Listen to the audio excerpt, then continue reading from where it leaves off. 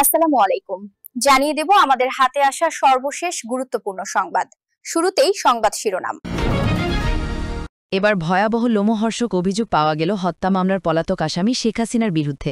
তিনি নিজেই জেলখানায় ঢুকে মেজর বজলুল হুদাকে জবাই করে হত্যা করেছেন। প্রমাণসহ থাকছে বিস্তারিত ভিডিওতে। এতক্ষণ শুনছিলেন সংবাদ শিরোনাম, এখন থাকছে বিস্তারিত।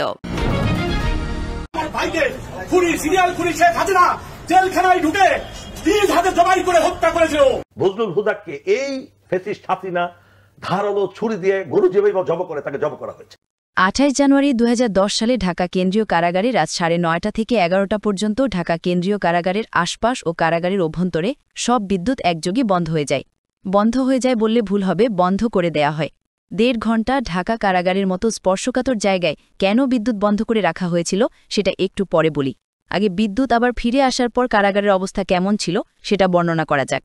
ঢাকা কেন্দ্রীয় কারাগারে ওই দিন কয়েদিদের সবার ভেতরে কিছুটা অস্থিরতা কাজ করছিল, কারণ তারা জানত জেলখানায় সেদিন 5 জনের ফাঁসি কার্যকর হতে যাচ্ছে।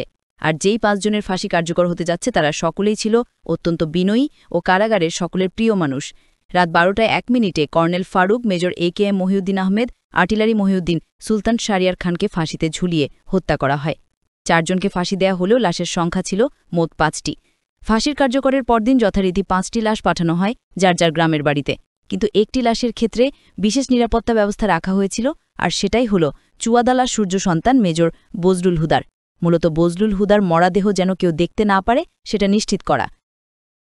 চুয়াডাঙ্গার মানুষের কাছে মেজর বজলুল হুদা ছিলেন এক আদর্শের প্রতীক, যে কারণে আইনশৃঙ্খলা বাহিনীর ব্যাপক উপস্থিতি আর জোর জবরদস্তির পরেও প্রিয় মানুষটিকে শেষবারের মতো একটু দেখতে চাওয়া মানুষের ঢল ছিল চোখে পড়বার মতো। আইনশৃঙ্খলা বাহিনীর নির্দেশনা ছিল 5 মিনিটের মধ্যে মেজর বজলুল হুদাকে দাফন করতে হবে, কিন্তু জনরোষের মুখে আইনশৃঙ্খলা বাহিনী পিছু হটতে বাধ্য হয়। প্রিয় মুখটাকে গোসল না দিয়ে কিছুতেই চুয়াডাঙ্গার মানুষ তার দাফন করাতে চায়নি। বাধ্য হয়ে প্রশাসন তাদেরকে আধা ঘণ্টার সময় বেঁধে দিয়েছিল দাফন করার জন্য। এই সময়ের মধ্যে অসংখ্য মানুষ মেজর বজলুল হুদাকে শেষবারের মতো একটু দেখতে ছুটে যান তার গ্রামের বাড়ি হাটবোয়ালিয়াতে। এতটুকু পর্যন্ত ঠিকই ছিল, কিন্তু মেজর বজলুল হুদাকে গোসল করাতে যেতে চুয়াডাঙ্গার মানুষ সাক্ষী হয়েছিল নৃশংসতম এক ঘটনা। কাফনের কাপড় সরাতেই দেখা যায় মেজর বজলুল হুদাকে আসলে ফাঁসি দেয়া হয়নি, তাকে জবাই করে হত্যা করা হয়েছে।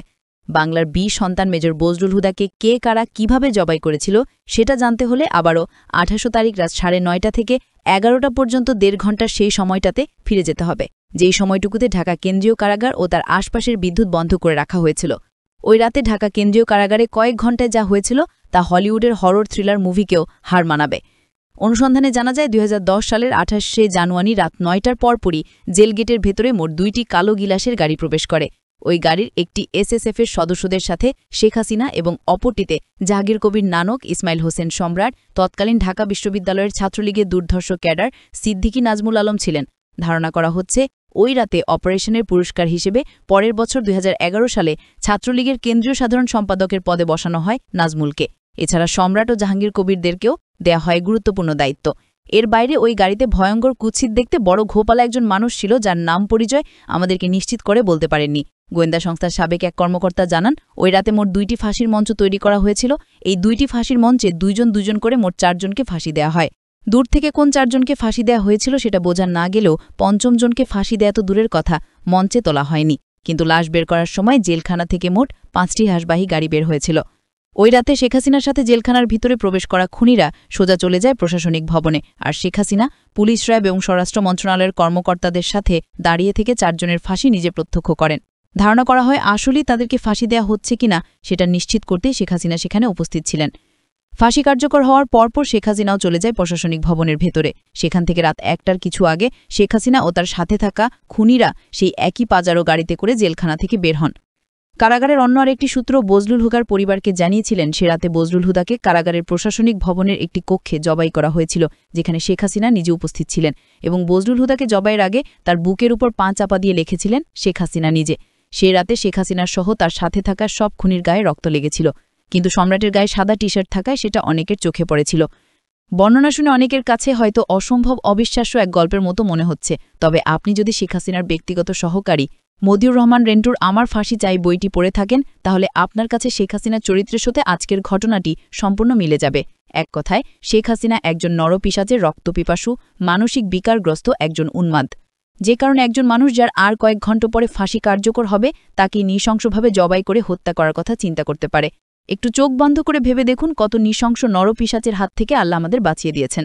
বাংলাদেশের মানুষ ২০২৪ সালের শিক্ষার্থীদের হাত ধরে যেভাবে দুর্বিষহ এক দুঃশাসনের কবল থেকে বেঁচে উঠেছে, ঠিক একইভাবে ১৯৭৫ সালে মেজর ডালিম, কর্নেল রশিদ, কর্নেল ফারুম আর মেজর বজলুল হুদা এক অত্যাচারী মাদকাসক্ত বাকশালের হাত থেকে ৭ কোটি বাঙালিকে স্বাধীনতা এনে দিয়েছিল।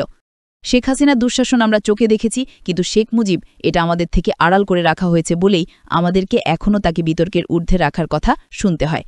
কিন্তু বাস্তবে শেখ মুজিব তার পরিবার আর দলের লোকজন ছাড়া অন্য সবাইকে তার কৃতদাসে পরিণত করেছিল।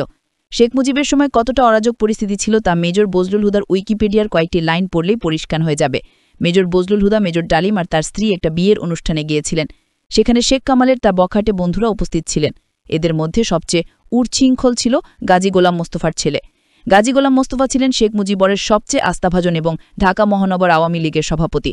অত্যন্ত অসৎ প্রকৃতির এই লোকটিকে শেখ মুজিব রেড ক্রিসেন্টের চেয়ারম্যানের পদে বসিয়েছিলেন।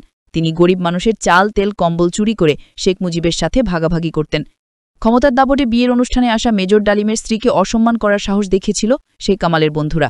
এই সময় মেজর ডালিম ও বজলুল হুদার সাথে শেখ কামাল বাহিনীর ধস্তাধস্তির এক পর্যায়ে তারা মেজর ডালিম ও তার স্ত্রীকে তুলে নিয়ে যায়। তাদের খোঁজে একদল সেনাবাহিনী গোলাম মোস্তফার বাসায় অভিযান চালালে শেখ মুজিব তার পুত্র শেখ কামালের বখাটে বাহিনীর কোনো বিচার না করে উল্টো মেজর ডালিম ও বজলুল হুদা সেনাবাহিনী থেকে কমিশন বাতিল করে দেন। এভাবেই পুরো দেশটাকে শেখ হাসিনার মতোই পারিবারিক সম্পত্তিতে পরিণত করেছিলেন শেখ মুজিবুর রহমান।